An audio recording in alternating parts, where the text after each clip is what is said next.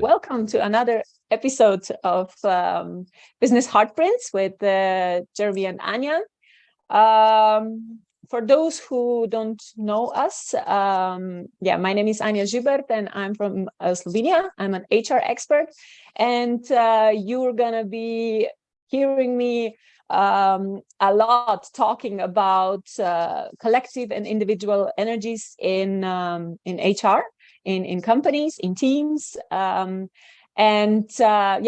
joined forces with Jeremy Barr, who is inspiring VC investor, tech expert, and entrepreneur from US, California. And every Thursday, 7 p.m., that's Central European time, we're having this Zoom calls, sessions with Q&A, also questions or question and answers on certain topics. And today we're going to discuss about how to master one-on-one conversation in teams. I think that's really interesting topic. Especially for founders, for HR leaders, for everybody who is communicating in larger groups, because usually we forget about, I'm not going to say forget, but it's more like we don't know how to balance accountability and empathy. And like the way, how is somebody leading? So the leadership, like the form of leadership and accountability, because in the end, we have to reach some goals. We have to achieve some results. And there are ways we can do that in empathetic way. I'm just going to start maybe with my part, because how we do it. First, me and Jeremy, we talk about like 10 minutes, and then we can discuss more about Q&A. If more people will join and they will have questions, otherwise we'll just have a discussion like we usually have and share that with the rest of the people. Okay, so balancing empathy and accountability. I wrote a few stuff here, what we have to do. And I think the most important thing, like when I'm dealing with teams, when I'm talking, like when I have this one-on-one conversation with team members, I have to have in mind that I'm talking to a human being. And I have to focus on everything, like their thoughts, their feelings, their experiences that go beyond work. So when we are talking about everything, not only result, not only performance, but I really try to create this psychological safe space for them to open up and to show themselves as human beings. And what is really surprising with this approach is that a lot of times I get answers, like I get more than I ask. I ask a question and I get more from this answer. And it's, it's more honest, it's more open, it's more authentic, if I may say. So this is really, really important. And I'm skilled to do that. So I really enjoy talking to people, even though like sometimes one-on-one conversation can be pretty scary. Like when I was talking to people, I was like, oh my God, I'm so anxious every time when my boss, asked me to come to talk to like one-on-one. It's like, you don't have to be, just show who you are and just, talk about what is expected from you. Like what is the process, that you are working in. And one of the most important things is also active listening. Jeremy, you are mentioning that a lot of times in your speeches, like in your conversations. So what we have to give is we have to give full attention to somebody who we're talking to. And we really need to listen carefully what they're saying, because sometimes they're using words or like the tone of voice, and we can pick up the energy. We can really see, what is going on with the person if we are listening actively. If we are focusing on something else and we just are waiting, subconsciously, if we are waiting for this answer, like, okay, if he's going to mention, what I asked, no, just let the person talk, to let it out, to express themselves. And sooner or later, the answer need to be there. Like they will need to provide the information that you were looking for. And this safe environment really makes a difference, because you cannot, not you, but every manager, or like every leader, they should avoid judgment, because judgment and like assumptions, they usually kill conversation, because it's, suddenly they find themselves in different planets in different ways. So it's very difficult then to align again. And also what I see very, very, as a challenge, like with leaders, because they do not set clear expectations. Like we've been talking about that in one of our last sessions, about exchanging the manuals.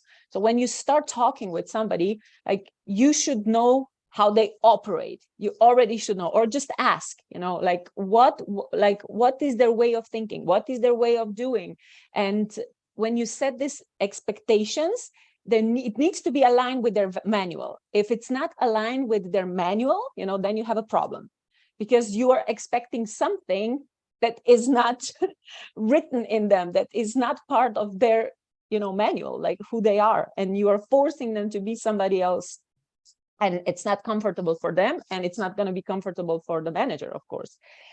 And this coaching mindset. So it would be really cool if a lot of leaders, managers, they just foster this coaching mindset. So they are there to provide support, to provide help, but not only on performance level, like in human level.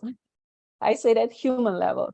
And when you start talking about performance, it's not like, oh, why this target is not hit, or there was not enough sales this month.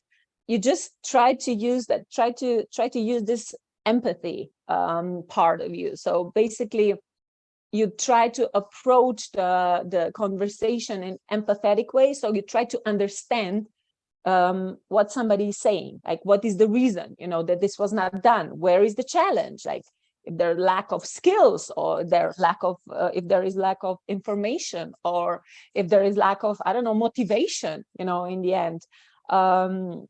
And this also can make it, can create a huge difference, because people, when they feel pressured, they will just close, like, or even they will provide answers based on fear, which is not okay, because they will probably only say whatever they think you want to hear, and they will not be completely honest about it, and they will be, hiding like true challenges, true issues.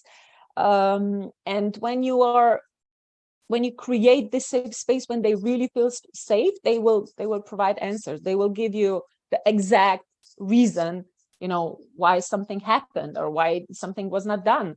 Because when I was talking to people, it's like, oh, my cat, like I had to take my cat to the vet. Or my dog, I was really hurt. Like I had to process these emotions, which is, it's legit reason, it's legit answer.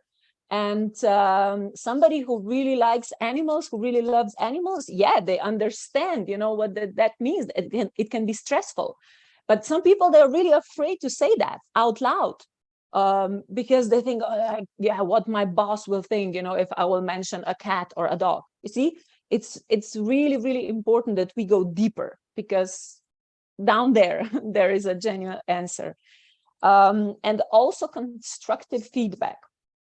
What I see a lot when I listen to managers, when they have this one-on-one conversation, it's all about, oh, you, you didn't do that, you didn't do, or you were really good with here.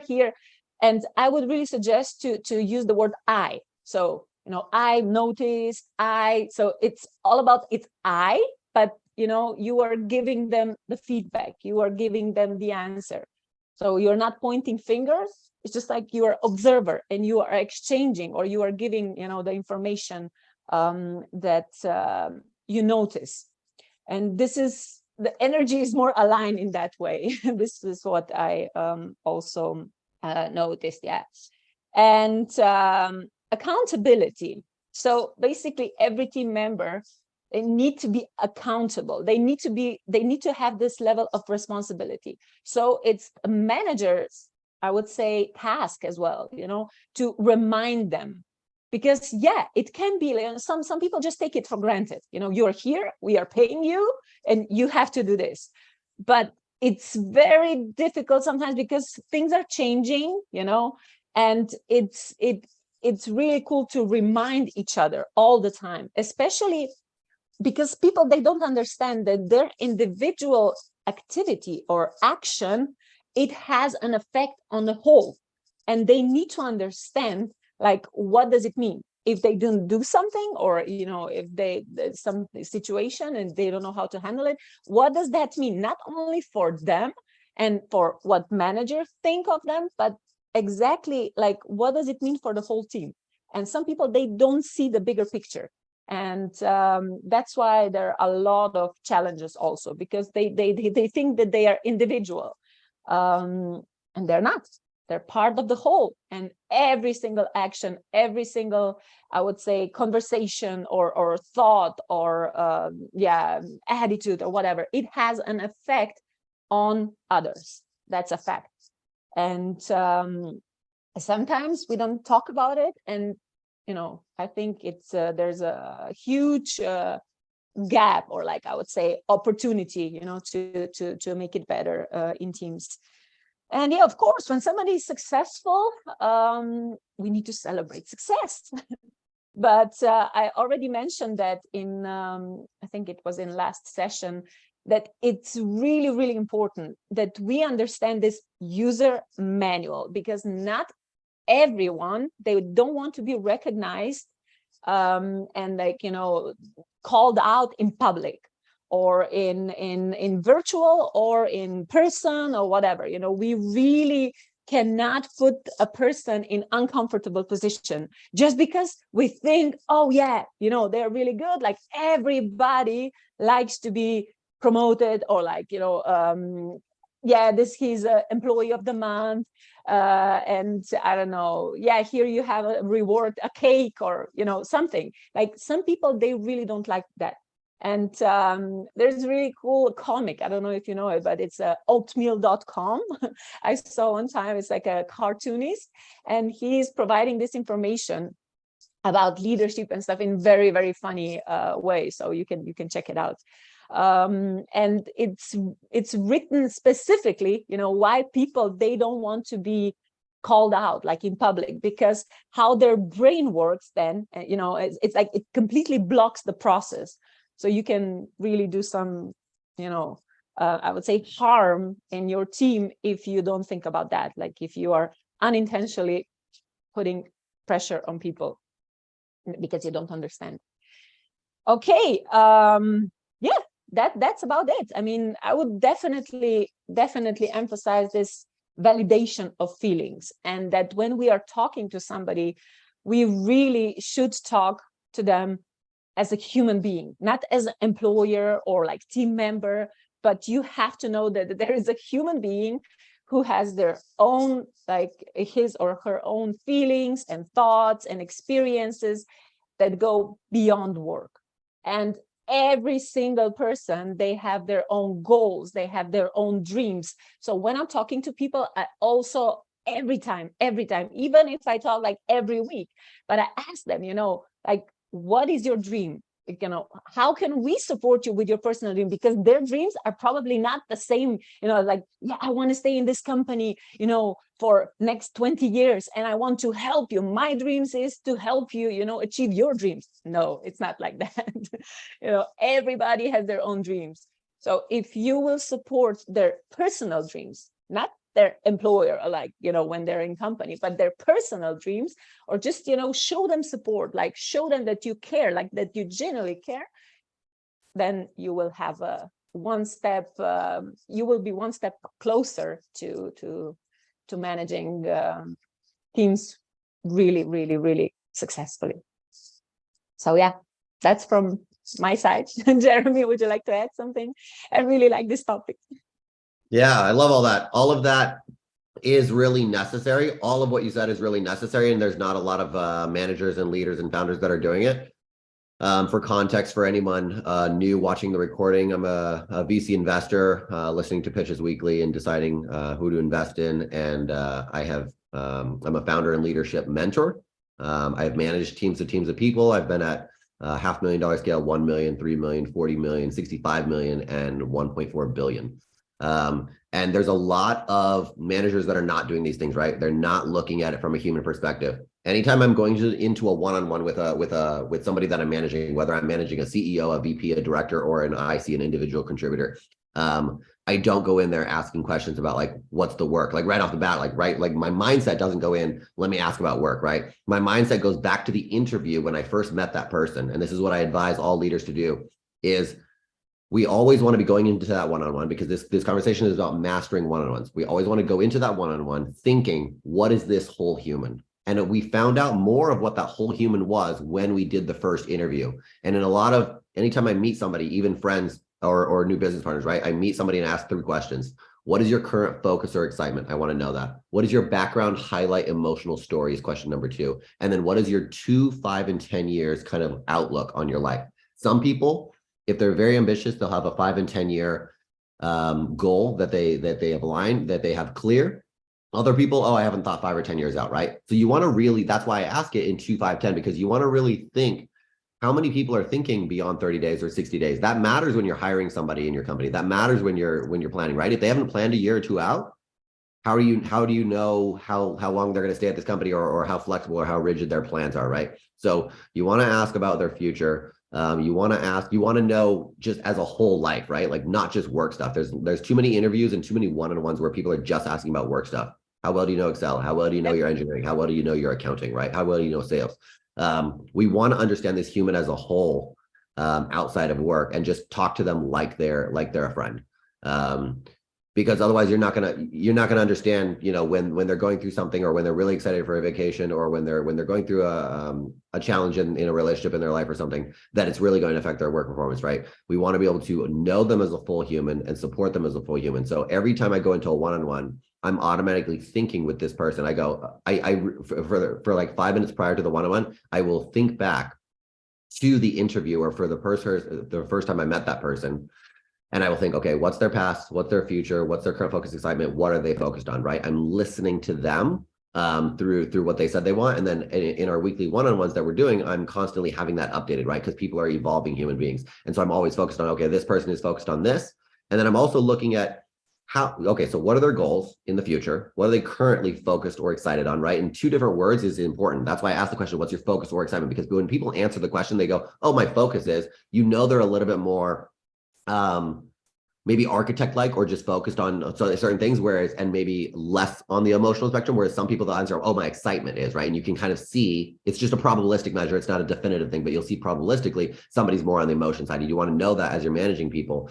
You want to know what are their goals, how clear are their goals, how consistent have they been between their past and future, right? When we ask the current focus, excitement, the past and the future, we want to see those 3 data points align. That shows a measure of consistency. Most humans are not through their discovery phase in life yet to where they haven't reached their consistency phase in their life yet. So very few percentage of the world, maybe less than 5 or 10% of people are, in my experience, have reached their consistency phase.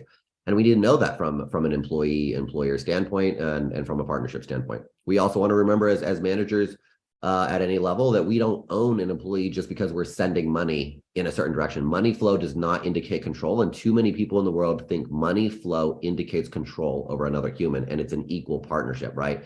And me as an investor, if I'm investing in somebody, doesn't mean I have ownership or control. In general, they're going to send money a lot more back, right? That's what a return is. And even outside the investment world, as a manager, that person is bringing in their skills. They're bringing in their humanness. And we are paying salary. Money flow and org chart hierarchy does not indicate control. And too many people think money flow and org chart hierarchy indicates control. When we get into these one-on-ones and we want to do them well, we need to be doing the one-on-one within context of that human's life and in a partnership format. We get into that call and we say, look, I'm on a call. I'm not some manager or boss, even though if I have that title, I'm not some manager or boss. This is another human, and I'm going to ask them, hey, could you get this done? Right? In our interview, we aligned that over the next year, 2 years, 3 years, however long you're working at the company, that we both agree we should be doing these things. But I will still go into one-on-ones and ask, would you be willing to do this? Now, most likely because we aligned in the interview, and most likely because I'm a supportive manager, they're going to agree. They're like, yeah, I'll get that done. I'd be like, hey, can you build this part of the website? Can you do this accounting thing real quick? Whatever, right? They probabilistically should be saying yes at all times, but at no point, and too many managers do this, too many managers tell people what to do. At no point should we tell someone what to do. That's disrespecting that human being. That's not valuing them. That's thinking you have org chart or money control. You can ask them what they want to do. It's our job to retain them. And retention of employees is massive in terms of the revenue and the profit of a company. It's massive in the investor lens of how we're going to get returns. If you have new employees coming in over and over and over because we can't retain employees because we're disrespecting them, that's going to affect a lot of the major metrics of the company output, right? Let alone you're just disrespecting another human, and that's not something that I want to see as an investor, as a manager, that somebody's going to go disrespect another human, right? So people have to forget about, people have to get rid of the training. They have to go unlearn this way too common an element of that we have control to tell people what to do. You get to ask that person. You have to look at an individual contributor that you're managing and say, this is a partnership. Could you do this? Can you get this done? So when we look at the whole human, when we manage the whole human, we ask them how their weekend was. We ask them how they're feeling. We are going to get a lot better results in the one-on-one than just taking the strand of somebody and saying, hey, get this accounting job done. You can see how just saying, get this accounting job done, get this engineering job done is maybe 5% of that whole human, right? We want to look at all the projects they want to be on that are going to help them grow. We want to understand, do they care about money growth? Do they care about skill growth?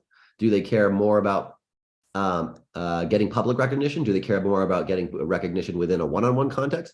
Do they just care to be told that the art and science of whatever they do is done really well, right? There's 4 or 5 different primary broad incentives there that we always want to go into that conversation and analyze. We also want to be able to analyze in a one-on-one, how much masculine to feminine ratio does this person have, or lead to follow, whatever terminologies we want to use. There are people that will have more of a confidence to speak up and say what they feel. And there's other people that will have less of that confidence or less of that lead, right? And we will need to, as managers going into a one-on-one, we will need to ask them more questions. If they're less of the type to speak up, we will need to ask them more questions and say, what do you think about this? How do you feel about this? Also, like Anja was mentioning, is, people are, she may not have said it in these words, but I will say that people are incentivized to lie to you as a manager.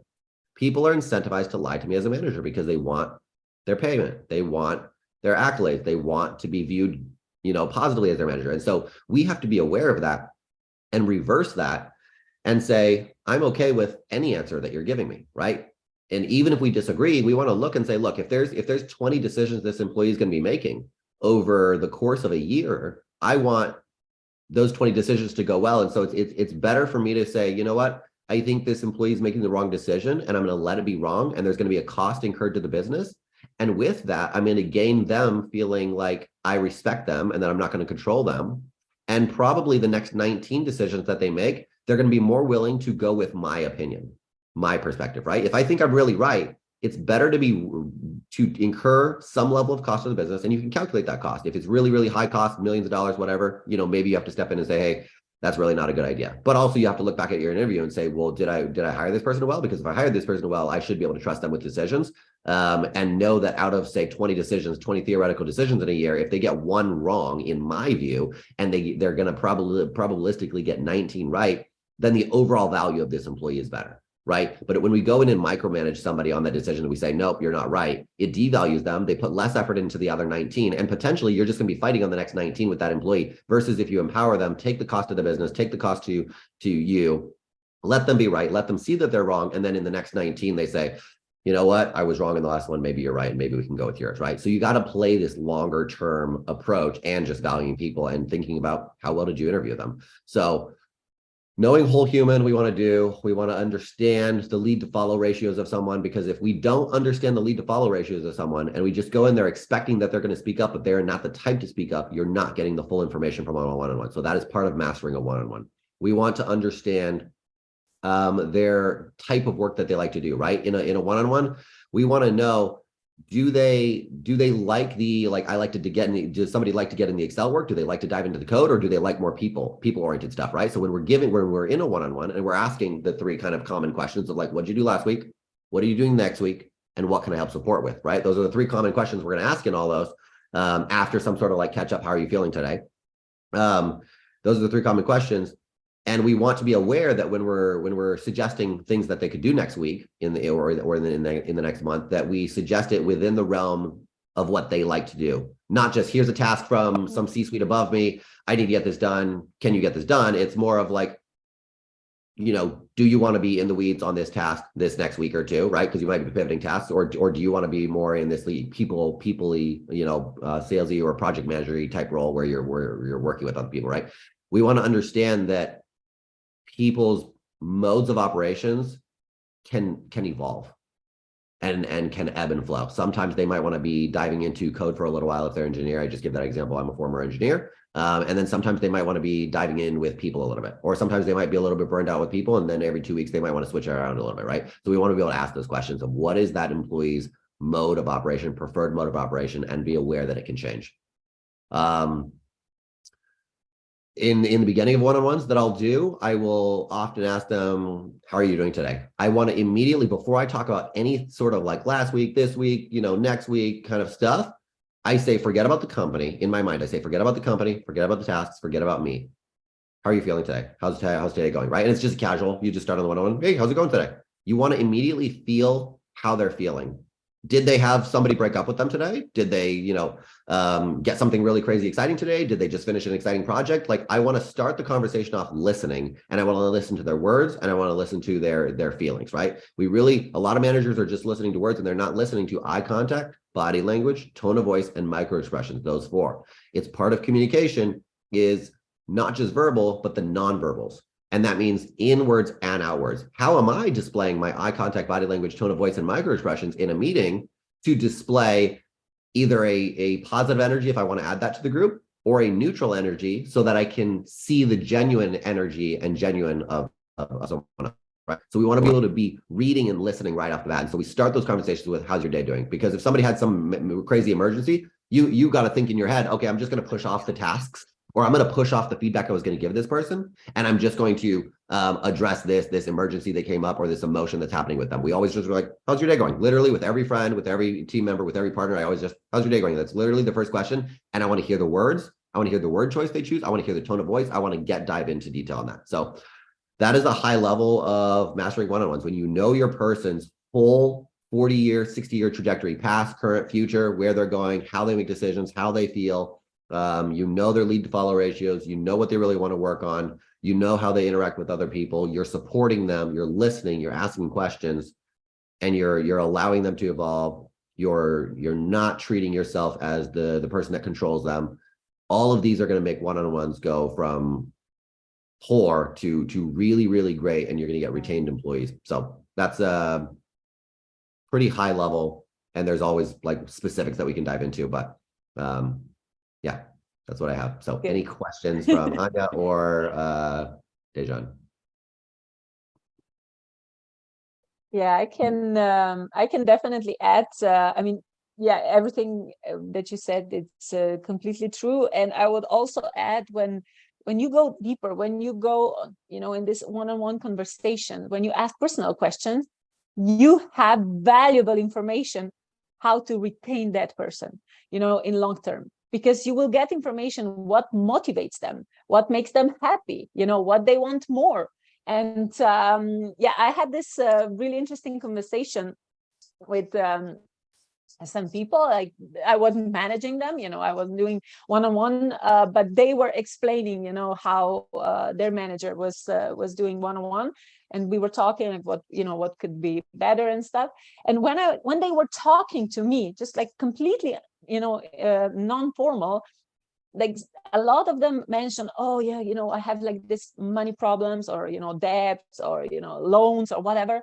And then we were thinking, I asked them, like, how would you feel if, for example, you did you do really good on the project and you get a reward, okay, it's money or whatever, but if they don't pay money, like sometimes, they give you this tickets for, I don't know, like for different concerts or, stuff like that. And sometimes it's not aligned with who they are. Yeah. Like they get a reward and everybody is expecting, oh, you should be really happy about this reward, or maybe a trip or whatever, And I asked them, like, how would you feel if you would get, I don't know, like a course on, how to manage your financial debts, or how to, free yourself from this negative emotions, that you have because of this situation. And they were like, oh my God, that would be fantastic. It's like, because managers usually don't think about that, and because I don't know, they don't really care about that, and if they would just ask them, look, how would you feel, like would you would you attend this course if a company would support you, that you would feel better and stuff. And and they were really, really excited. I was like, I cannot believe that that you have this idea, because nobody's doing that. Or maybe, I don't know, I was talking also to women in production, because there are a lot of stereotypes, people who work in production or like in big plants. And we were talking, because they don't have a lot of time, for themselves, like they're working 3 shifts and stuff like that. I was like, so how would you feel if you would get, I don't know, like a makeover, or like they would send you to wellness, and they're like, be fantastic, stuff like that. It's like really, really small things. Like I would like open the opportunity field. So just outside of the box, thinking outside of the box, how you can motivate people. And you get this information if you are talking on human level. This is what I wanted to add. Yeah, it's really important to realize, somebody might be really excited to, get access to a learning course that you buy versus, some other incentive of a gift card or whatever, right? So everybody has their different types of ways that they feel loved, right? Like a love language kind of in a sense, right? So that's really important for people to address, and I think a lot of people are still missing that. Yeah, cool. And also, I would like to mention that when I was talking to managers, like I was working in HR agency as a headhunter, and I did a lot of this with executive level interviews, and I met quite a lot of managers who were like I would say heart-based and with high level of empathy. They were leading, but they didn't know how to set the boundaries, because then they got they got themselves in this situation that employees, they saw them as a therapist, and they came like to them with their biggest issues, like really personal stuff. Okay, we can talk about it, but they were like crying there all the time, and like it's like, what would you say, like how to set boundaries with this when somebody is really using this opportunity, to really spend a lot of time and to process a lot of emotion with their manager, if he opens the door and their heart to listen to them. So you're saying if an employee starts to open up a lot, talking a lot, and then you're saying, how do you set the boundaries, because that conversation could go really long? But not only like if an employee really feels, there's a high level of trust, of course, but I saw a lot of examples when people were coming with like continuously with the same situation, and crying about I don't know, broken relationship or like trauma or whatever. It's like how to set the boundaries. And usually of course, if you tell the person, but then sometimes they are really offended or whatever, like how would you manage this situation? Yeah, so I wouldn't put a boundary on it. If somebody's coming back over and over and over, if it's a 1 hour conversation going into 2 or 3 hours, I wouldn't stop it. If somebody's coming back and bringing up the same issue again, I wouldn't stop it. The thing is, as a manager, you want to get really good at being a great human and understanding other humans and being able to help other humans. And you want to be able to say, well, if they're still coming back, I haven't done enough to help solve it. I haven't done enough to help them process it. And if they don't process it, and if you just try to put a boundary on it in terms of number of meetings or number of hours, then they're basically going to sit there with that challenge, and it's going to affect their work performance. So if you put a boundary on it and you don't help them solve it and they can't solve it, then their work performance is impacted. All the team is going to be impacted, and the profit, the revenue, profit, and impact returns of the company is going to be impacted. So that is now something that you need to spend 5 hours on, or you need to multiple meetings on until you solve it. And that means you need to up your skill in how you solve it, and you need to be able to get better at solving it quicker, or just taking the time that it takes. And then you also have to look, if somehow it was like wildly, like, 10 hours a week, right? Like, and it lasted just over and over and over, and it didn't get better, right? Then you just need to look at, okay, how can you interview better for that, right? So, but really at no point should you be drawing a boundary. You can say, I need to interview better, and maybe I need to, if this person's work performance is being impacted, then, you can look at removal based on work performance. But otherwise it's our jobs as managers to up level that employee and get really expert at the human condition. Yeah, interesting perspective. Yeah, because I mean, when I was talking to people, I was like, I cannot really help you. I'm not an expert, I'm not a therapist. And sometimes when I mention, maybe it would be better if you can talk about this to some other person. It's mixed, how can I say, it's mixed reaction, because they think, oh, you are so kind, you are so open. Of course you will help me, but I'm not a therapist, to talk about a lot of stuff. So sometimes it's really challenging also for managers when they open doors, when they open their heart, and they have this approach heart-based, but in the end they are emotionally drained, because a lot of people come to them with their problems and they don't know how to process, or how to shield themselves with this. So that's probably that's something. A manager is not a trained therapist, and there may be an instance where a referral needs to be made. I think in all of my experiences, I've never needed to refer outside. I've been able to manage it, and measurably so. They come back and verbally say, this has been great, this has been helpful, this has transformed my life, and then you see it in their work performance has improved. So I think it's going to be a very small percentage that maybe needs that referral. Obviously, a manager is not the therapist or having any sort of license, and so in there can be certain cases where there's a referral. I think it's a very small case. So in general, though, we do need managers to up level, go take courses on their own if they need to, go experience lots of other humans, go just increase your management experience, even through just coaching other people in or outside your work, or making more friends with more people, because as you get to better understand the human condition, you can coach people through that in a non-therapist licensure way, but more of just a human to human way. And we want managers to get really good at that. So it's much more important for managers to get good at the human condition and being able to help people through that. That's actually the primary part of your job, where you should be diving in and saying, this is actually the essence of my job right here, not how well are you doing the accounting or the engineering or the sales, because that's all going to take care of itself. That's what their skill set is for. You as a manager to up level somebody through those situations, that's actually not something to avoid. That's actually something to dive into. Yeah, awesome. So you also believe that managers, they should have this coaching mindset, supportive mindset. I think that this is the future.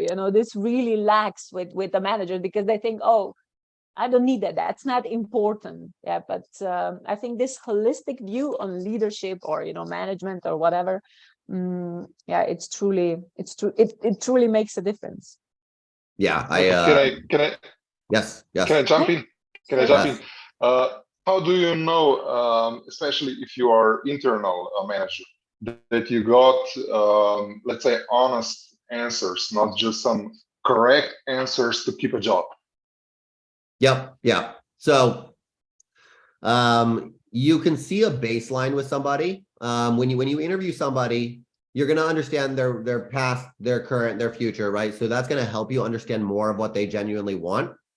And when you get really good at reading things like eye contact, body language, tone of voice, you can start to figure out, as you get really experienced with that, when somebody's words are not exactly true.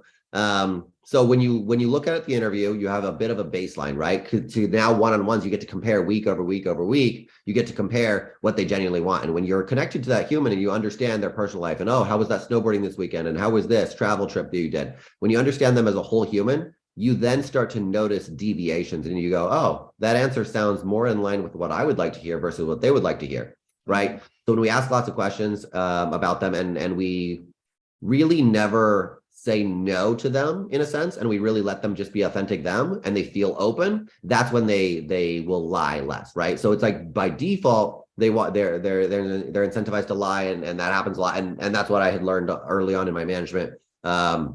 And so that's why I've gone on to now I get a lot of open and honesty with people. Like when somebody, wants to fake sick to go snowboarding, I'm like, I tell people openly, like, you don't have to do that here. Like, you can just tell me you want to go snowboarding. I support you, go snowboarding. I go snowboarding. And that's just an example.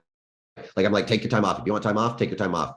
I'm like, I'm not going to be like any other manager. If you want to leave the company in a year, let me know just so that I can plan for it. And so I can give you the best project while you're here. I tell them verbally and I show it through actions. I'm here to support you as a whole human. And when you do that, the incentives go away. They're like, oh, I don't have to lie to my manager to promise him I'm going to be here for 5 or 10 years. He supports me, whatever. When they really feel you truly support them, no matter what they say, then they will give you truth. But when you start to say, no, I don't like that, or no, I don't believe in that, or whatever, your words are incentivizing them to lie. And so when you're an advocate for them to get more pay and you're like, you want more pay? Cool, I'm going to support it. Here, get these projects done, develop these skills, and that will enable me to give you more pay, right? When you're able to really support them and they see that, which is just rare for managers to do, and the better ones do it, then you'll get less to zero of those lies. And you'll be able to measure that in terms of, you'll see their energy is like fully engaged in work all the time, fully passionate. You'll see that it's aligned when they said their future goal is this, and they're really diving in. They're coming in excited, like I'm excited to do this, and you see it's aligned with their future goal that they talked about in the interview and through your one-on-ones that you kept involved. When you see alignment is a defensibility measure of truth. So when you see that alignment in energy, in action, in words, in tone of voice, everything, that is a measurable way of saying, yeah, I know that they're telling the truth. Okay, great, thanks. Yeah, and also I find really, really useful and also really interesting this concept of why, 5 whys. So of course, in really respectful, way, but when somebody is giving me information and I'm like, doubting if this is okay or not, we dive deep, so it's like 5 whys. Because the reason it needs to be somewhere, and if he or she doesn't know how to say it, like to give this reason, then that something is off. And this I don't know, Dan, are you familiar with the why? So basically this is when we are talking about the meaning and stuff like that, it's really, yeah, but what if you get an answer just, I don't know, because I need to pay bills? That's legitimate answer, and you just try to understand it. It's like, talk about that, and it's like, okay, so what would motivate you? Do you want more money? Then let's make more business, and then you will be able to get more money.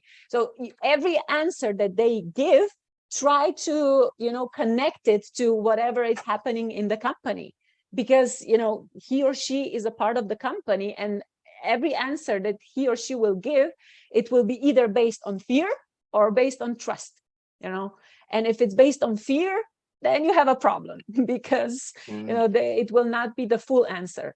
And this is a skill, that you can I would say grow, or you can become more skilled in it, when you really feel if a person is genuinely trustworthy, and if he trust you, or if he's really afraid and everything is fear-based and is like blocked and just hiding information, then there is opportunity definitely to grow. But sometimes people, they don't even, what I saw is like some people, they don't even recognize themselves, that they are doing that, because they are so used to communicate based on fear. And when they meet, for example, me or Jeremy or any other like heart-based leader, it's completely unnatural for them. So you have to show them the way. Hey, it's okay, like Jeremy used this example for snowboarding. yeah, it's okay, no worries, you don't have to be afraid, just say it out loud. Yeah, I know you have bills to pay, everybody, like, how can we support you, like, just tell me, what do you expect from us? This is also magical question, because every time in a company or in a team, everybody is like, yeah, we expect this, we have these goals, but nobody's asking, hey, tell me, what do you expect from us, from company, from leader? What do you expect? Like, how can we support you? But really, like, what do you expect? Like, what would make you feel better?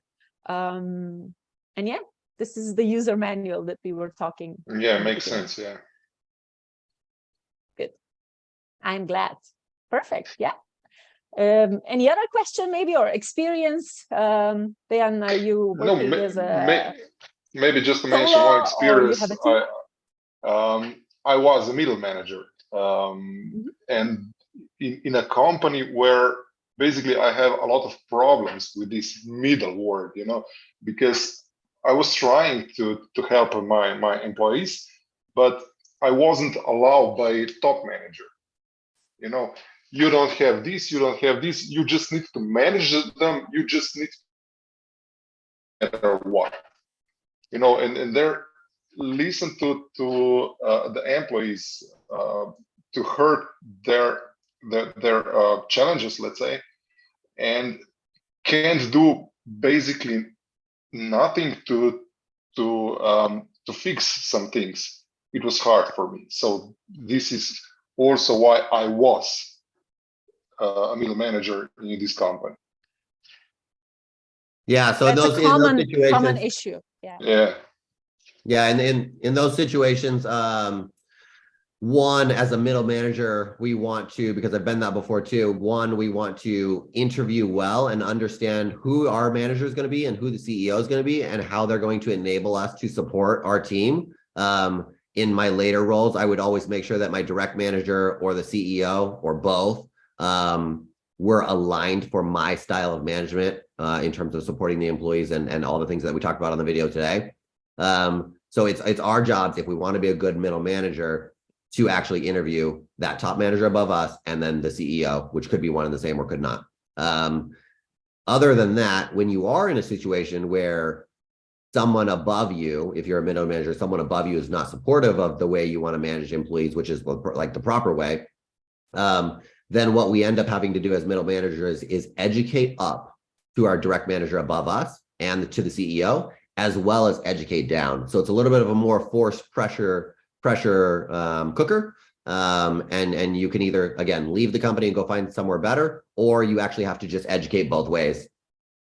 And you just have to get really good at educating up.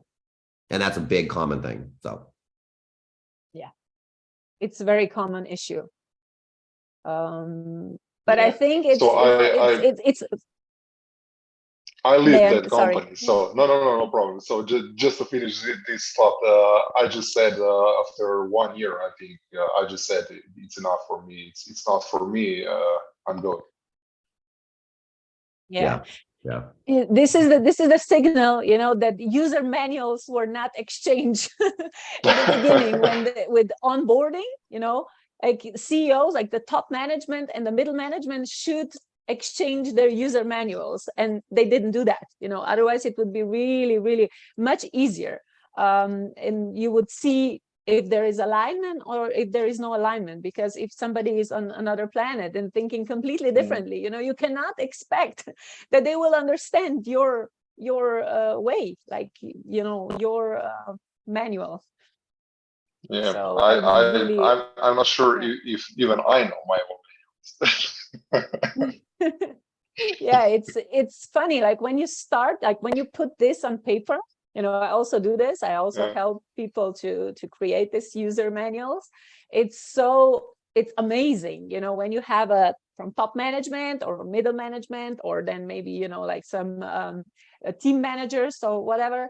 And then you actually see, if there is alignment or is not. Because, when somebody needs somebody, like if a company needs a middle manager, they will give everything then at that moment, for them to join, and they will definitely promise everything. Yeah, we're gonna do this, we're gonna do this, we're gonna do this. But it's so important to go on deeper level in this, like before onboarding, before signing the contract, before to make the pledge, to do this final step. It's so important to go deeper. And I really see that they don't do that. And that's why there are a lot of issues. Yeah, and we are here there are to cases. show them. There are cases where not every manager knows their own user manual or their own life journey yet, and to be able to help employees better, it's helpful when managers who don't have that figured out yet to go to other mentors or other coaches, right? This is why Anja has on her side, we have two separate businesses, but on her side, she does help people with that, and then I also on my founder and leadership coaching do help people with that, and so it can be helpful when managers want to discover more of how to be a better manager and how to go through that they can, go and get into one-on-one coaching with either Anja or I, or anyone else, right? Managers should have mentors and coaches so that they can then be a better coach and mentor to their employees. Definitely. I think that we learn the most when we teach others. This is really good approach. And every manager, when he's or she's passing on the knowledge, it will be the most empowering moment. Yes. We're almost at the end. Dan, would you like to add anything? No. I got a lot today. Good. Thank you for joining us. Any final words from Jeremy? No, whole human is what matters. Don't go into the one-on-ones not knowing the whole human, their past, their current, their future, their personal, everything. Don't go into one-on-ones knowing, you need to know all that. Don't go into the one-on-one just thinking about the task or the company. So. Yeah. And user manuals. Yep. Exchanging user manuals. Good. Okay. Thank you very much for this conversation. It was, again, very enlightening and very vibrant. So I'll see you next Thursday. Have an amazing day, amazing evening. Bye. See you guys. Thank you. Bye. Thanks. Bye-bye.